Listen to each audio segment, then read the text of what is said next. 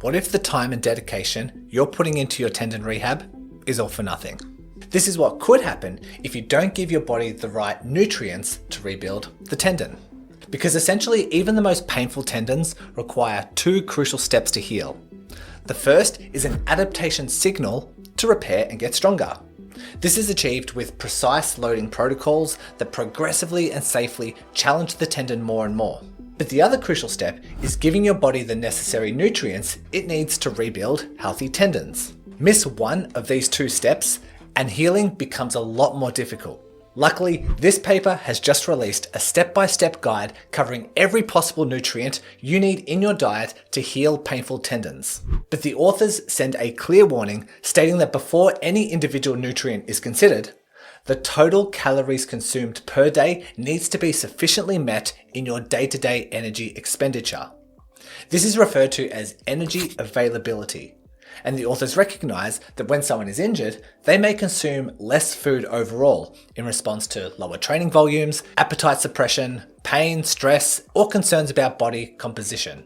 But if your calorie consumption is less than your daily energy output, your body is working hard enough just to keep the lights on and simply doesn't have enough resources to prioritize healing and repair. This is why when energy availability is low, we see impairments in collagen metabolism, prolonged inflammation, and reduced tolerance to progressive loading, all of which is detrimental to recovery.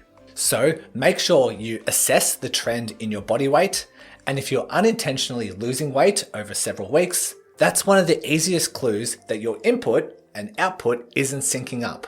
Otherwise, look for other signs like restrictive or low-carb eating, menstrual irregularities, persistent fatigue, frequent illness, or poor sleep. If you suspect that you may have an energy availability issue, or if you want to know how many calories you should be consuming, consult a sports nutritionist who will screen you for low energy availability and develop an action plan to prep your body for healing. Once overall intake is covered, the next most important step to tick off is adequate levels of protein. In fact, the authors state individuals recovering from tendon injuries may require higher levels of protein and suggest a daily intake of approximately 1.6 to 2.2 grams per kilogram of body weight spread evenly throughout the day. Adequate protein intake works twofold. The first is preserving the muscle you already have so you can lift heavy, which will then load the tendons more appropriately during rehab. This requires leucine-rich protein sources such as whey, dairy, eggs, fish, and lean meat. But the other benefit of protein is aiding in collagen synthesis, which is essentially the rebuilding of tendon tissue. This is done with collagen-rich proteins such as gelatin or collagen peptides. In fact, the authors consider collagen as a separate recommendation altogether because the dosing and timing are different to the general protein recommendations. This paper suggests 10 to 15 grams of collagen, but I have read another robust paper suggesting upwards of 30 grams can be more effective. More on that paper shortly. But unlike protein that can be spread evenly throughout the day, collagen should be consumed 30 to 60 minutes before a rehab session that involves meaningful tendon loading. That means a strong enough stimulus that triggers adaptation, which unfortunately disqualifies a lot of the bodyweight exercises I see people doing.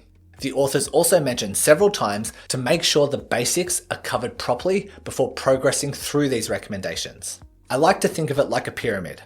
For instance, don't even consider collagen supplements unless you meet your basic protein targets first. But all that protein goes to waste unless you have your total calorie intake meeting your daily expenditure.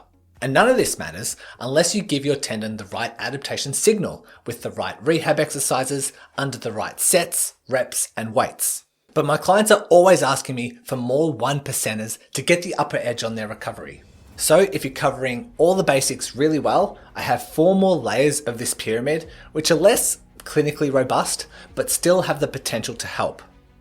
The first is 3 to 5 grams per day of creatine monohydrate, which helps by increasing muscle size and strength, resulting in more load for the tendons, and if progressed in a safe manner, will aid the healing process.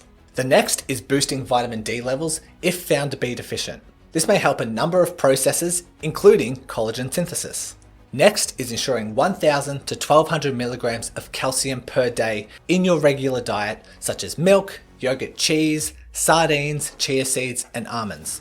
Also include 2 to 3 grams of omega-3 fatty acids, including EPA and DHA, taken as a supplement when dietary intake is insufficient. But like I mentioned earlier, I did happen to uncover a very recent paper on collagen supplementation that gives you not only better dosing recommendations, but also practical steps on timing, the necessary tendon loading, the most effective type of collagen, and the one vitamin you need to consume with collagen so it travels directly to the tendon. I do an entire breakdown of the paper in this video, so click on it now and have the reassurance you're doing everything right for your tendon rehab.